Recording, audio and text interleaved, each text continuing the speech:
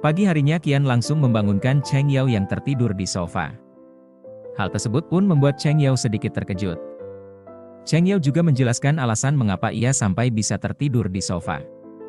Kali ini Qian baru mengetahui jika suara hujan bisa membuat manusia merasakan ketenangan, tetapi Qian malah tidak mempercayai hal itu karena Qian mulai berpikir apakah nyanyian Cheng Yao yang membuatnya bisa tertidur pulas. Akan tetapi pemikiran tersebut tidak berhasil membuat Qian menyadari jika memang Cheng Yao lah yang berhasil menyembuhkan insomnianya. Kemudian Cheng Yao sudah berada di perusahaan. Kali ini Cheng Yao dibuat bahagia karena Qian meminta Yu Fei untuk memberikan Cheng Yao sebuah file. Dan file tersebut berisi tentang kasus yang harus ditangani oleh perusahaan firma hukum mereka. Tak hanya itu, Cheng Yao juga dimasukkan ke grup Bao beserta 2 rekan yang lain. Hal tersebut berhasil menjadikan hubungan mereka semakin membaik. Di malam hari Qian mencoba mengikuti saran Cheng Yao dengan menghidupkan suara hujan agar ia bisa cepat tertidur nyenyak, tetapi hal itu tidak berhasil sama sekali. Bahkan Qian juga meminta seseorang untuk memasak agar sama saat Cheng Yao memasak di rumahnya, namun usaha tersebut tidak membuahkan hasil sama sekali. Akhirnya Qian kembali meminum obat yang diberikan dokter untuk dirinya. Kemudian Qian pergi keluar rumah dan tak disangka Qian malah melihat Cheng Yao yang tertidur di sebuah supermarket. Ternyata hal tersebut hanyalah ilusi di dalam pikiran Qian atau karena pengaruh obat yang dimakannya. Sementara itu Cheng Yao masih bekerja lembur karena tugas yang Qian berikan padanya, bahkan ia tidak memiliki waktu untuk mencari tempat tinggal baru. Tak berselang lama Qian juga ada di sana. Kali ini Qian dengan berani mencubit pipi Cheng Yao sebab ia ingin memastikan jika orang tersebut memanglah Cheng Yao. Hal itu pun sempat membuat Cheng Yao terkejut, apalagi Qian memberikan sedikit rasa pedulinya pada Cheng Yao. Hal tersebut semakin membuat Cheng Yao mengagumi kepribadian Qian. Lalu Cheng Yao membuat mie rebus sambil bernyanyi. Tak disangka lagi-lagi nyanyian itu terus saja berhasil membuat Qian tertidur.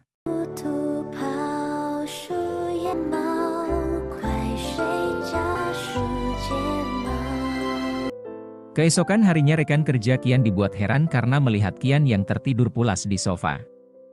Kemudian Wu Jun juga ada di sana bersama mereka. Kali ini Wu Jun mengajak semua orang di perusahaan untuk datang ke acara penyambutan rekan kerja baru mereka. Kemudian setelah jam istirahat tiba, Cheng Yao pergi untuk memakan ramen, namun tiba-tiba ia malah mendapatkan pesan dari Qian yang memintanya untuk kembali ke perusahaan. Pesan itu pun tidak terlalu diperdulikan oleh Cheng Yao sebab ia masih ingin menikmati kelezatan makanan tersebut. Lalu tiba-tiba saja ada seorang pria yang menghampiri Cheng Yao. Dan pria itu ternyata adalah teman lama Cheng Yao semasa SMA yang bernama Wu Chen. Mengetahui Cheng Yao adalah pengacara, Wu Chen pun meminta pendapatnya tentang kasus yang sedang menimpanya, namun kasus itu tidak terlalu dipahami oleh Cheng Yao. Tak berselang lama Qian pun ada di sana. Kedatangannya kali ini benar-benar membuat Cheng Yao sangat terpukau karena Qian berbicara dengan begitu tegas sebab Wu Chen terus saja mendesak Cheng Yao padahal itu bukanlah bidangnya. Setelah Wu Chen pergi, Qian langsung memberikan beberapa nasihat pada Cheng Yao jika ingin menjadi pengacara profesional, termasuk mengabaikan untuk melayani orang yang tidak memberikan keuntungan apapun. Tak hanya itu, Qian juga kembali membuat Cheng Yao terkejut karena Qian meminta Cheng Yao untuk menjadi asisten hidupnya karena Cheng Yao tidak cocok untuk jadi pengacara, namun tawaran itu tidak diterima oleh Cheng Yao sebab ia tetap ingin menjadi pengacara, tetapi Qian masih terus memaksanya agar membantunya dalam kehidupan sehari-hari. Kemudian Cheng Yao dan Qian sudah berada di rumah. Saat itu Cheng Yao sedang memperbaiki saluran air yang ada di rumah Qian. Setelah selesai ia terkejut karena semua barang-barangnya sudah berada di kamar. Ternyata Qian memberikan kesempatan pada Cheng Yao untuk pindah kembali ke rumah tersebut. Semua itu benar-benar membuat Cheng Yao merasa aneh. Akhirnya ketika selesai berbicara dengan Ting, Cheng Yao memutuskan untuk pergi ke acara yang diadakan oleh Wu Jun. Setelah itu Cheng Yao pun berkumpul dengan semua rekan kerjanya. Kali ini mereka terlihat bersenang-senang dan berfoto bersama dengan rekan kerja baru mereka. Dan di sisi lain Qian masih terus mencari tahu bagaimana cara untuk menyembuhkan insomnianya. Lalu ia menghubungi Cheng Yao dengan alasan saluran air tersumbat dan menyuruhnya untuk segera pulang, tetapi Cheng Yao sudah tidak langsung menuruti perintah Qian dan langsung menutup teleponnya. Dan tiba-tiba saja Qian menyusul Cheng Yao di acara tersebut. Bao juga merasa heran atas kedatangan atasannya itu sebab selama ini Qian tidak pernah mau menghadiri acara seperti itu, tetapi kedatangan Qian malah membuat acara tersebut menjadi begitu canggung. Untuk mencairkan suasana akhirnya Qian mengajak mereka semua untuk memainkan sebuah permainan, tetapi tantangan dari permainan itu sangat sulit sebab mereka diminta untuk menjelaskan isi dari pasal yang disebutkan. Setelah permainan itu selesai, Cheng Yao malah mabuk karena terlalu banyak mengkonsumsi alkohol. Akhirnya Qian pun membawa Cheng Yao pulang ke rumah. Selama di perjalanan Cheng Yao terus saja berbicara tak karuan sampai membuat Qian merasa sedikit kesal. Cheng Yao juga muntah di dalam mobil Qian sebab ia sudah tidak bisa menahan rasa mual akibat mabuk yang ia rasakan.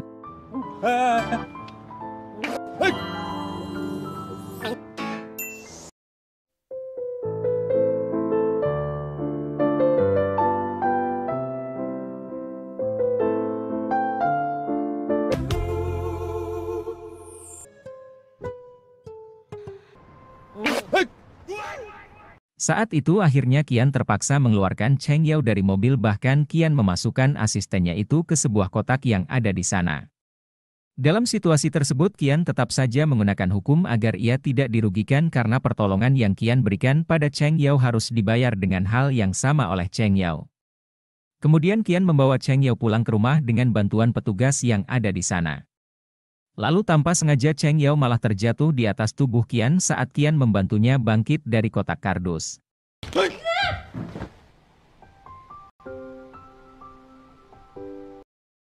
Situasi itu membuat Cheng Yao memuji ketampanan Qian, bahkan Cheng Yao dengan berani menyentuh wajah Qian dan akhirnya Cheng Yao pun tertidur pulas di sofa. Di hari berikutnya Cheng Yao baru saja terbangun tetapi ia sudah mendapati Qian yang sedang menunggunya terbangun. Kali ini Cheng Yao benar-benar terkejut mengingat apa yang telah ia lakukan pada Qian sang atasannya sendiri. Akhirnya Qian pun membuat daftar kerugian atas hal yang sudah Cheng Yao perbuat, namun ganti rugi yang diminta oleh Qian benar-benar tidak sanggup dibayar oleh Cheng Yao. Maka dari itu Qian memberikan sebuah solusi, yaitu Cheng Yao harus pindah dan bertanggung jawab atas semua pekerjaan di rumah Qian. Walaupun solusi yang diberikan Qian berat dan sangatlah banyak, tetapi Cheng Yao tetap terpaksa untuk menyetujuinya karena hal itu akan melunasi semua kerugian Qian. Keesokan harinya Cheng Yao mulai berbelanja kebutuhan keamanan rumah. Lalu ketika Qian membuka kulkas, ia sangat tidak menyukai bau durian yang tersimpan di kulkas tersebut, padahal Cheng Yao begitu menyukainya. Dan saat malam hari Qian kembali meminta Cheng Yao untuk memasak makanan. Tetapi Cheng Yao malah memesan makanan mewah via online, padahal Qian hanya ingin dibuat tertidur oleh aktivitas dan nyanyian Cheng Yao saat memasak. Akhirnya mau tidak mau Cheng Yao harus memasak sendiri makanan untuk Qian, namun Qian tetap saja tidak merasa puas. Hal itu membuat Cheng Yao merasa begitu kesal. Kemudian Cheng Yao kembali bekerja seperti biasa, tetapi kondisi kesehatan perutnya sedang tidak baik sebab ia terlalu banyak menghabiskan makanan yang sebenarnya ia masak untuk Qian. Lalu ketika Cheng Yao ingin pulang ke rumah, ia malah melihat atasannya itu yang sedang dalam bahaya. Hal itu membuat Cheng Yao segera menyelamatkan Qian, tetapi tak disangka ternyata dua orang laki-laki tersebut adalah pengawal ibu Qian. Mengetahui hal itu membuat Cheng Yao merasa sangat bersalah. Setelah itu Qian pun pulang ke rumah untuk menemui ibunya. Kali ini ibu Qian sengaja berpura-pura sakit di depan Qian. Ternyata ibu Qian sangat mengkhawatirkan kondisi kesehatan Qian karena Qian mengidap insomnia. Dan ibunya menginginkan Qian bisa hidup normal seperti orang lain, dan Qian pun berjanji akan menjaga kesehatannya dan akan sembuh dalam beberapa bulan ke depan. Di sisi lain Cheng Yao sedang menunggu Qian di rumah. Cheng Yao juga sempat memikirkan hal yang membuatnya merasa begitu takut karena ia sudah melakukan kesalahan.